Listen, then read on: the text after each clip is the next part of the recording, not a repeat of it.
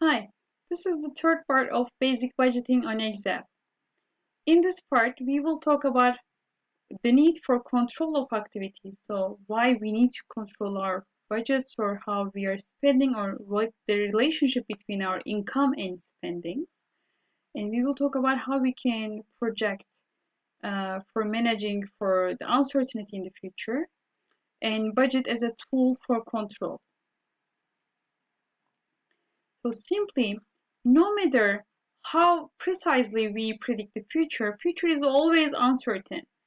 So, however, uncertainty doesn't mean that we cannot control it at all, but it means that actually we need to learn from our experience and we need to rely on our information based on the past, so develop ourselves on or project for future.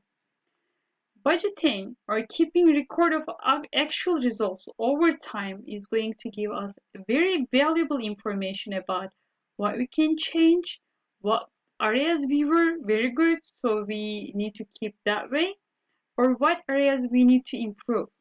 That's actually the most common reason for budgeting. Also to make a limit for ourselves in terms of spendings, to save money or to invest in something else to create a better future well-being.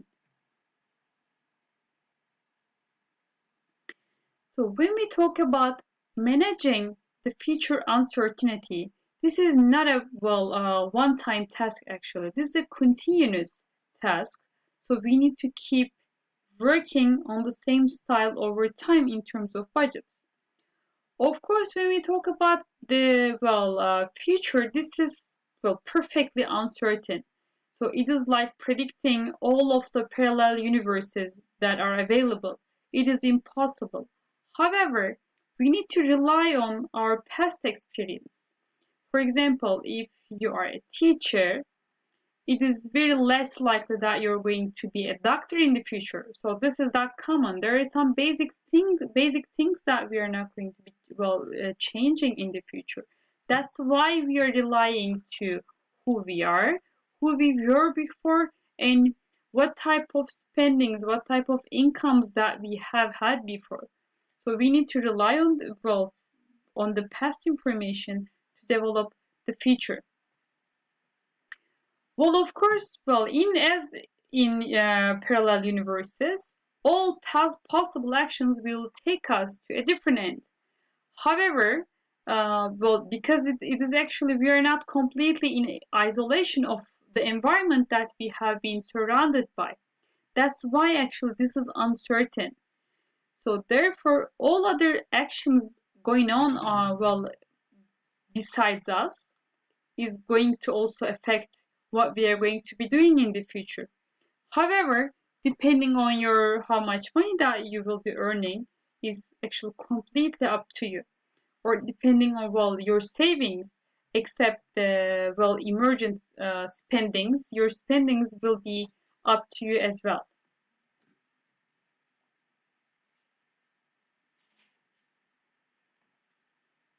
So as I said, there is no way to predict all of the available every single parallel universe, but we can always review the past, evaluate most likely potential ones, and make a plan for each of them.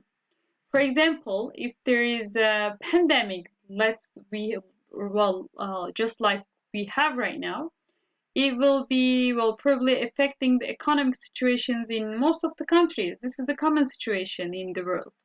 And accordingly, we need to plan to be more cautious and give up on some no must items that we need to make to make sure that we will have some extra cash for future or for the uncertainty to be managed for next year. Also, depending on your savings, simply it is your income minus all of your spendings. And we need to keep some cash for future to make sure that we will overcome any unexpected circumstances in the future, Or maybe if there's any available business opportunity that we are going to be interested in, we can have some cash on the hands. So, well, looking for extra cash is great, but we need to be realistic as well. So if you are well earning, let's say $5,000 a month, then you cannot say that I'm going to be saving all of it. This is impossible. Of course, you will need something. You need some spendings as well. So we need to be realistic in terms of our income, and also more precisely in terms of the spendings actually.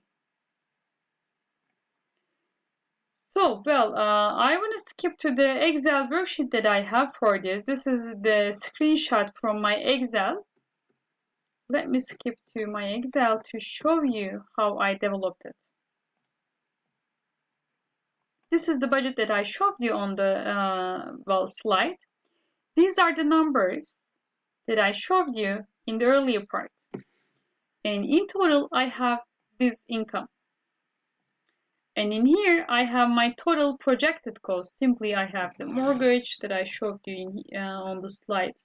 So I have all of these. What I do is that taking a subtotal, you can use this option as, when I click on this, you can click on here, and it is going to get the subtotal.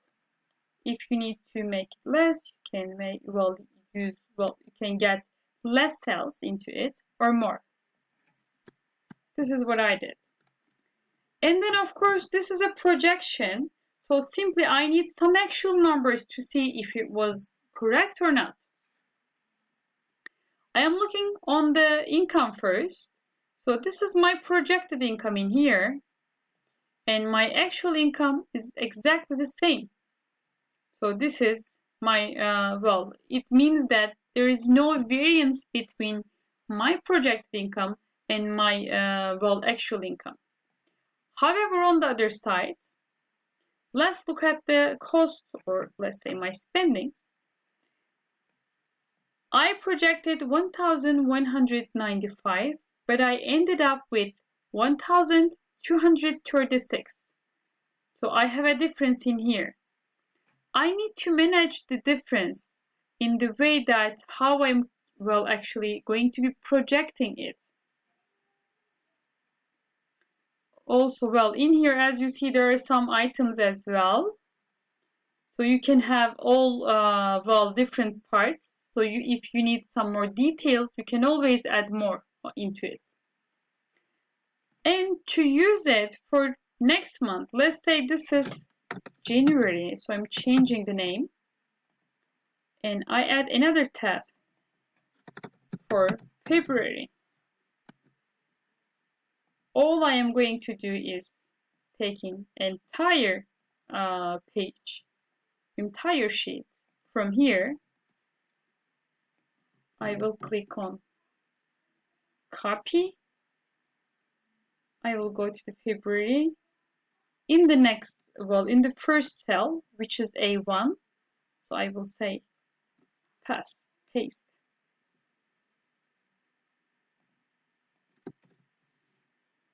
There we go. Okay, simply all I need to do in February is changing the numbers depending on my projection. But of course, it is always great to see what I had before.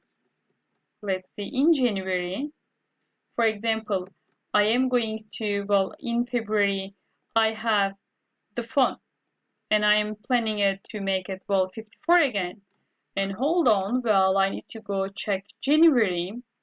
So it was, well, I planned it to be 54. However, I ended up with $100. Well, simply it means that I were off by $46. These small amounts, well, will be a snowball when they actually get cumulative amounts. So simply you need to be very careful with the small amounts.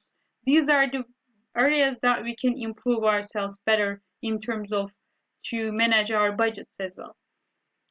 And simply, well, I don't know what happened in here. Let's say that I talked, well, too much with my friends, And then in February, I can say that, okay, well, maybe this is going to my habit after this.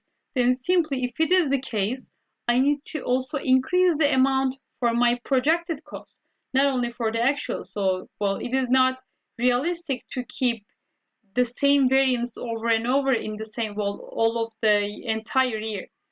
So simply, I need to change my projection or my habit in terms of talking over the phone.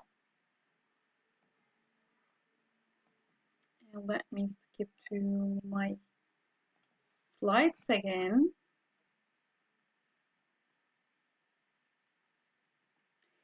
So we were off by $41. It is very important to identify the reason. This is how we can improve ourselves, or this is, well, to identify where we were off or why we were off is going to help us to make sure that we are going to be saving that amount in the future. So when we have a difference, so as a variance, we need to analyze if there was anything different than what we planned.